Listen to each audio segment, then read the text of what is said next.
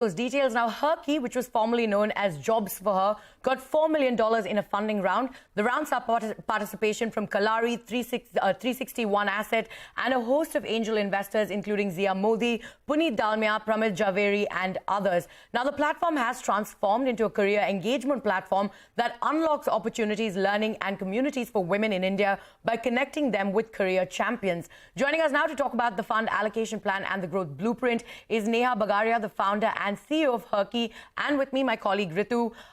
Neha, thank you so much for joining us on the show today. How do you plan to deploy this $4 million that you've raised? You have about 10,000 companies on your platform. How many more do you plan to add, and how soon can you get to your target of catering to 30 million women? So the reason why we raised this money at a time like this is because we finally feel there are great pandemic tailwinds to women's careers. For the first time, I feel India has this opportunity to actually make use of this huge talent pool that we have lying outside the workplace. And the idea is to use this kind of funding to be able to build the kind of scalable technologies that we require so that we can provide these opportunities, learning, and communities to women. Today, we cater to about 3.5 million women on the platform. We want to increase that to 30 million in about 5 years. Okay, so a 5-year timeline is what you're targeting. Neha, tell us what your business or revenue earning model really is. Is there a fee structure that you have?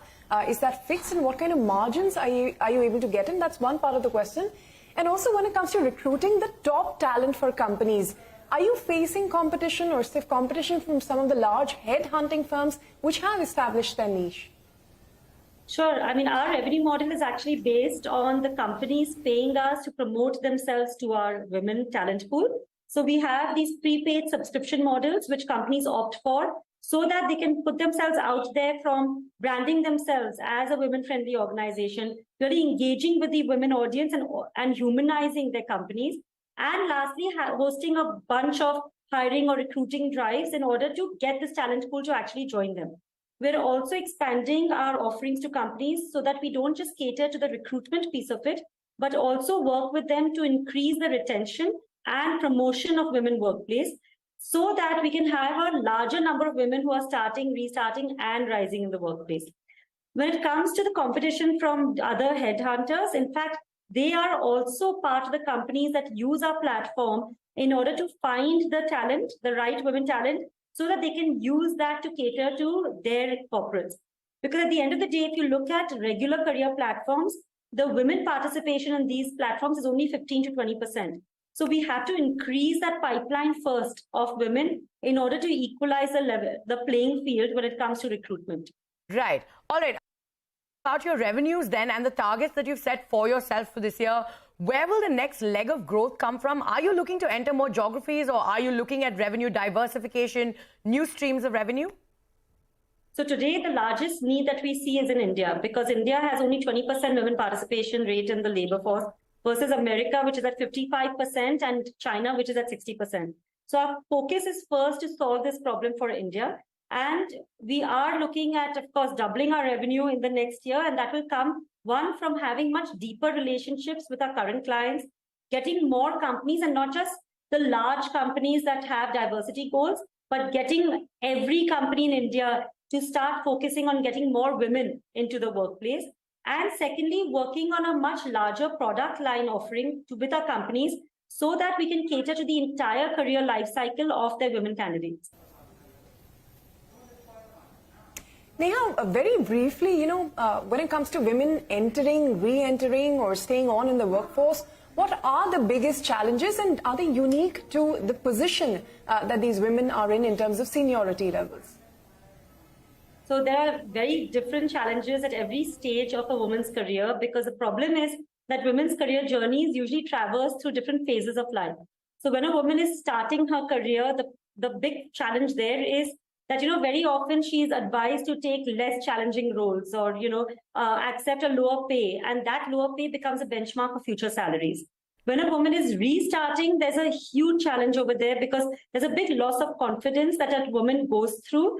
And that is further exacerbated by the kind of questions she's asked for in interviews, where people are always questioning whether she prioritizes her work or her family. When a woman is looking at rising in her career, there's a whole different challenge altogether because that glass ceiling is real.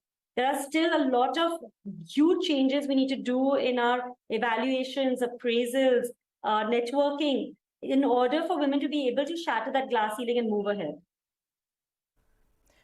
All right. If you could quickly tell us, in India, like you pointed out, only 20% of the workforce constitutes women versus 55% in the US and 16% in China. So how is your platform helping women in India to start, restart and rise in their careers and helping firms create a diverse workforce?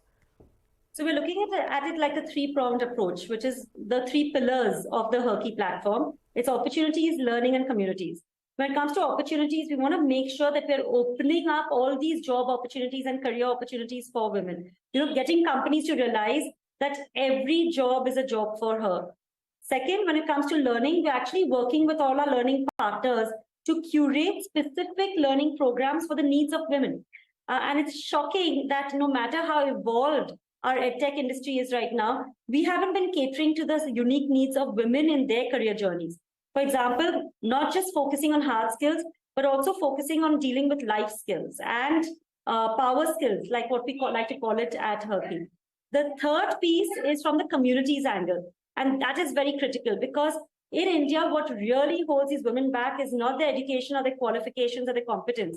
It's actually the narrative and the messaging that we give to young girls and women at every phase, where we often make women feel that their career is not important or that they are not going to be able to crack being able to have a successful career along with being a good wife, daughter, mother, daughter-in-law.